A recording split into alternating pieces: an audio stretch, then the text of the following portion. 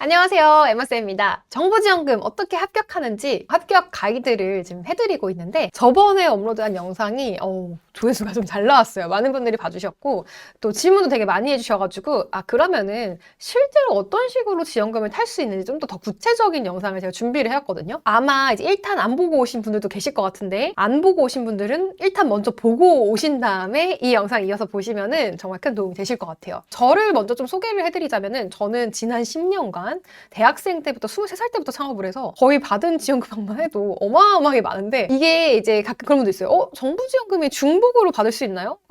받을 수 있다라는 거를 제가 이제 말씀을 오늘 또 드릴 거예요. 이번에 이제 제가 입금받았었던 게 뭐였냐면은 고용노동부. 우리나라의 중앙부처잖아요. 중앙부처에서 이렇게 입금해주는 거 보신 적 있나요? 이게 실제로 저희 회사에서도 받은 계좌를 제가 캡처해서 갖고 온 거예요. 이렇게 질문 드리면은 정부에서 돈을 줘? 세금 내는 건 아니야? 정부에서는 항상 세금을 떼가는데 이렇게 돈을 주기도 한다라는 걸 지금 제가 보여드리고 싶은 거거든요. 이 사업은 뭐냐면은 청년 일자리 도약 장려금이라는 사업이고요. 이 사업은 신규 채용을 한 다음에 그 청년 한 명당 월 최대 60만 원씩 해서 1년간 지원을 받고 또 2년 근속했을 때 더 추가로 받아서 2년간 최대 1,200만 원을 지원받는 거예요. 그러다 보니까 어차피 내가 만약에 채용을 해야 되는 상황이다. 그럴 때 이런 사업들을 해보시면은 지원금 이렇게 받아서 인건비도 훨씬 더 내가 세이브할 수 있는 거죠. 근데 이렇게 보면은 또 이걸 먼저 보세요. 5인 이상 우선 지원 대상 기업. 그럼 5인? 우리 5인 안 되는데? 이것도 안 되네. 이렇게 하시면 안 되고 밑에 조금만 내려오시면은 5인 미만 기업이다 하더라도 지식 서비스, 문화 콘텐츠, 신재생 에너지, 그 다음에 청년 창업,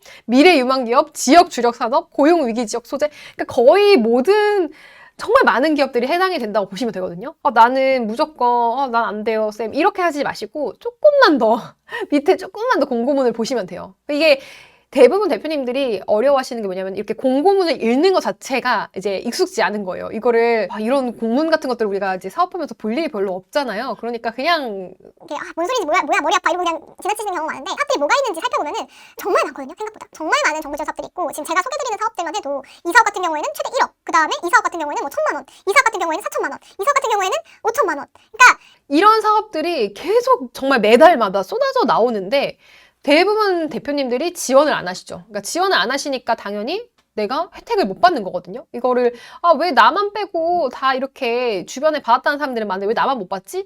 이제 얘기하시는 분들 보면 대부분 지원을 한 적이 없어요.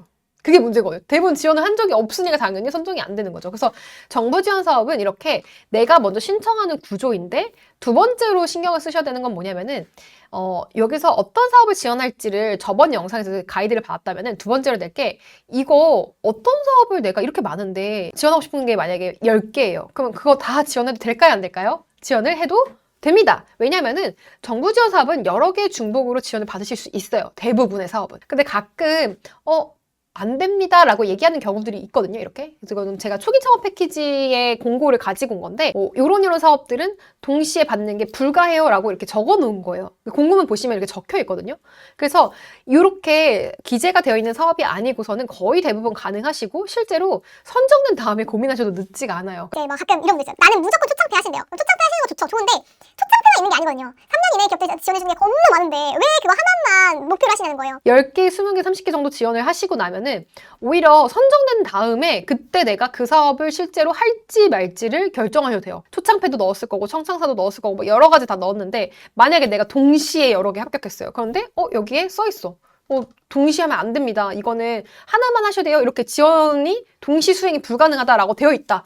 라고 하면은 그때 가서 예를 들면 내가 지금 창업중심대학도 됐고 그 다음에 초기 창업도 됐어요. 그럼 이게 동시에 같이 하는 게 안 되기 때문에 여기서 지원금이 크게 배정된 걸로 하시면 되거든요. 이게 최대 1억이라고 돼 있지만 실제 선정되시면 금액이 조금씩 다 달라요. 사업마다. 어떤 건 5천, 어떤 건 7천.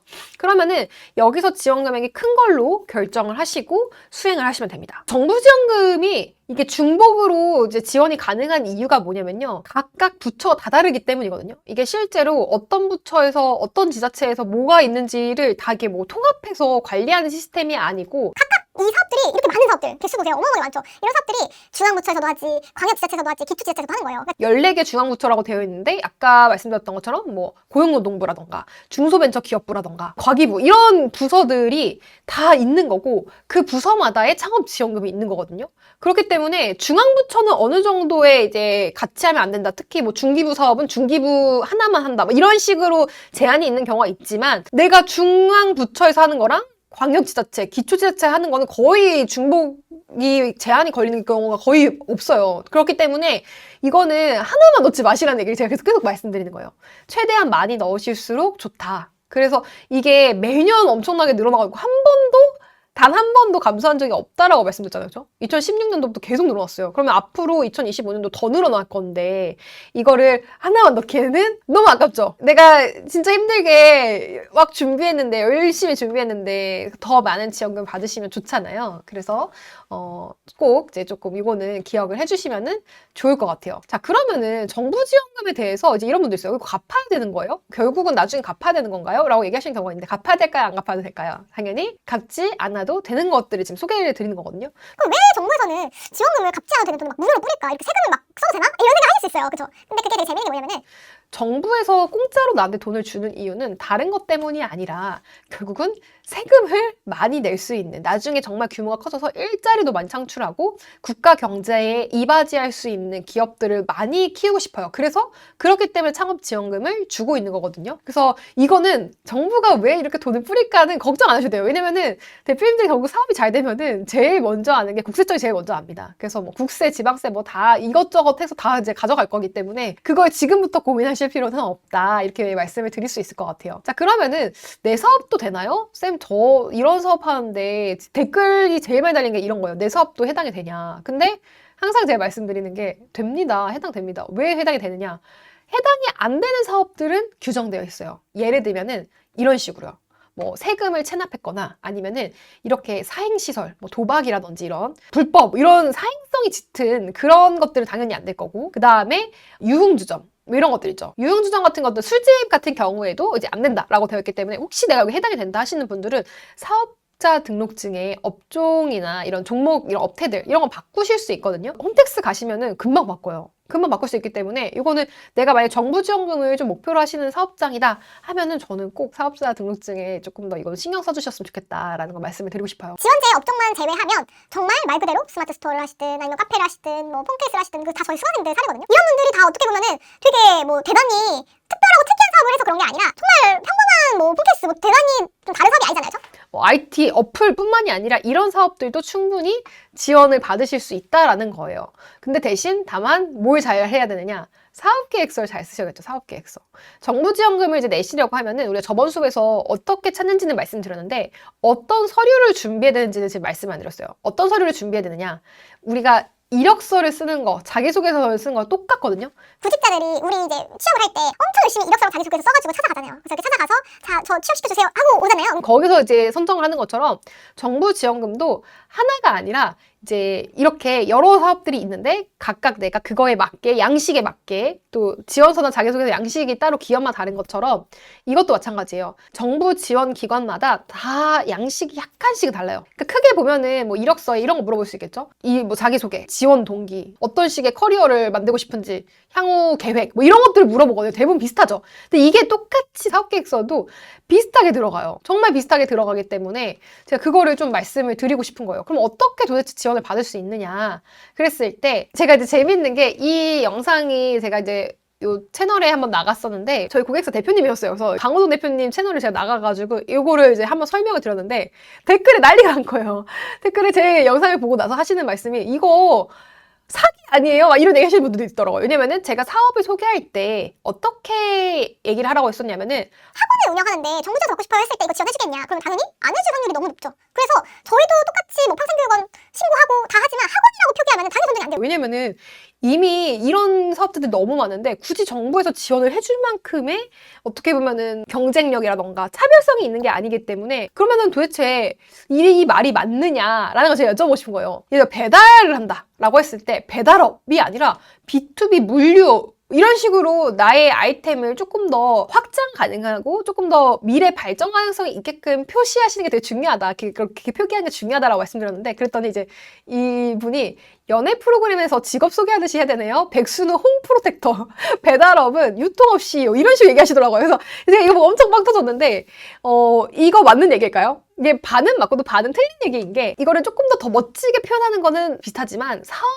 계획서, 정부 지원금은 기본적으로 여기서 이제 제출해놓은 이 사업 계획서라는 거에 포커스가 뭐죠? 계획이죠. 이 현재 백수가 실제로 내가 직업도 없는데 홈프로텍터라고 얘기하는 건 사기가 맞죠. 그런데 사업 계획서는 말 그대로 미래 시점을 얘기를 해요. 그러니까 현재 시점이 아니라 먼 미래에 향후에 10년 뒤, 20년 뒤 또는 100년 뒤에 우리 회사가 얼마나 커져 있을까를 상상하면서 쓰는 게 사업 플랜인 거예요. 청사진을 그리는다는 거죠. 왜 우리나라도 5년, 10개년 이런 식으로 계획을 세우는 것처럼 이 내 사업에 있어서도 계획서를 이제 만드시는 이유가 지금 현재 사업을 설명하기 위한 게 아닌 거예요. 예를 들면 저 옷가게 해요. 그러면 옷가게라고 쓰시면 안 된다는 거죠. 왜냐면은 내가 미래 시점에도 이게 옷가게만 그냥 10평짜리 옷가게에 남을 거냐 아니면은 더 커져서 확장할 거냐 이거를 생각하신다면 당연히 미래 시점으로 쓰셔야 된다라는 얘기인 겁니다. 이거를 제일 이제 나누는 게 뭐냐면은 바로 이런 거의 차이인 거예요.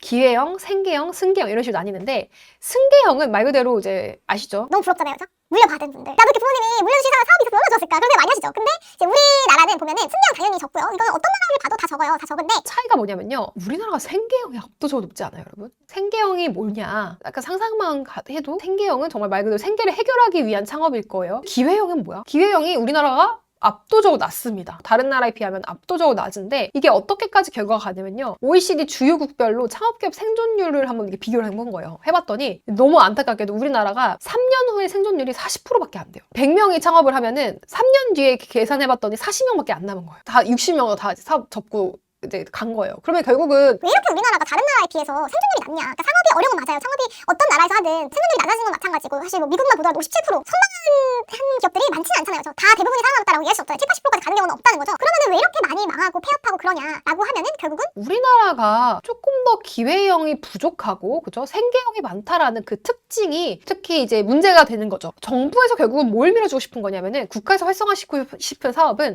소상공인 어려우니까 도와드리고 막 이런 식이 아니에요. 그러니까 국가도 지금 이렇게 적선하듯이 정부 지원금을 뿌리는 게 아니라 굉장히 실리를 취하기 위해서 지원을 해주는 겁니다. 예를 들면은 회사 지원을 해주면 확실히 나중에 세금 많이 내겠네. 법인세 많이 내서 국가에 이제 세수를 많이 좀 낼 수 있는 기업이 되겠다. 또는 이거 얘 지원해주면은 일자리 많이 만들어서 나중에 취업난도 타개가 돼. 너무 실업률이 높은데 이 취업난을 좀 해결해줄 수 있는 일자리를 많이 만들어줄 수 있는 그런 회사가 되겠구나. 그걸 기대하는 거예요. 우리나라에 지금 대기업이 1%밖에 안 돼요. 99%는 이제 중소기업, 자영업자, 뭐 스타트업 이런 조그마한 회사들일 텐데 그 99%에서 일자리가 나와야지 그 상위 1%에서 일자리를 많이 만들어봤자 얼마나 많이 만들 수 있겠어요. 우리나라 청년들 다 취업 못 시켜요. 그럼 결국은 소기업들이 계속해서 일자리를 만들어줘야 되는데 그럴 만한 회사들은 3년 이내에 망하지 않을, 그러니까 3년 이후에도 살아남아서 계속해서 사업을 영위해 나갈 수 있는 경쟁력 있는 회사를 원한다는 거죠. 그래서 어떻게 다르냐?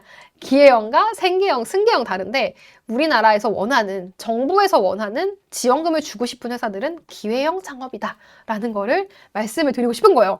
그럼 도대체 기회형 창업이 뭐예요? 창업이면 창업이지 기회형 창업이 뭐야? 이렇게 얘기하실 수 있는데 이게 이제 제가 찾아보다가 인터넷에서 이렇게 본 비교표예요. 그래서 이거 갖고 왔는데 기회형 창업을 어떻게 구분하냐면은 생계형은 생계를 유지하기 위해서 하는 거고 기회형 창업은 자신의 아이디어를 실현시키기 위해서 하는 거래요. 말이야 뭐야 이상하잖아요. 그렇죠? 당연히 창업이라는 게 모든 게 다 아이디어가 있고 나름의 그다음에 생계를 유지하는 기능도 있죠. 이 두 가지 다 기능이 있어요. 그런데 약간의 다른 점이 뭐냐면은 저는 두 번째 같아요. 이 창업 특징. 창업 특징이 어떻게 다르냐면은 생계형은 노동지배적이라고 해서 예를 들면 이런 거예요. 저 미용실 운영해요. 그래서 이제 미용실에 스태프도 필요하고 헤어 디자이너 뭐 한 2명 정도 있고 이렇게 하면 이제 노동지배적이죠. 근데 이거를 조금 더 뭐 예를 들어 뷰티 테크 이렇게 용어를 붙입니다. 피트니스 테크, 헬스장을 안 부르고 피트니스 테크라고 하면은 기술이 조금 더 가미된 그리고 지식이라는 거는 컨텐츠죠. 컨텐츠 자체가 좀 더 들어간 그러면은 확장한다 했을 때 똑같은 내가 은퇴하고 하는 그냥 치킨집이라고 하면은 생계형 창업일 텐데 이 치킨집을 내가 푸드테크라고 해서 기술력을 나름 식품에다 갖다 넣고 그걸 이제 계획을 짜는 거예요. 지금 현재 내가 기술력이 있는 게 아니라 그 기술을 이런 기술을 적용시켜서 발전시키겠다라는 거를 표현하는 게 바로 굉장히 중요한 기회형 창업이라는 거죠. 기술이 들어가느냐, 첫 번째. 두 번째, 지식, 컨텐츠가 들어가느냐라는 게 가장 조금 차이점이라고 보시면 됩니다. 결국은 나를 표현하실 때 어떻게 해야 되느냐, 미래의 꿈의 크기가 다르다라는 게 확실히 좀 다른 차이점인 것 같아요. 이게 꿈의 크기가 다르다라는 말은 어떤 얘기냐면요. 우리가 꿈이 되게 이제 소소하게 하시는 분들이 있어요. 나 정말 나는 소소하게 저는 쌤 그냥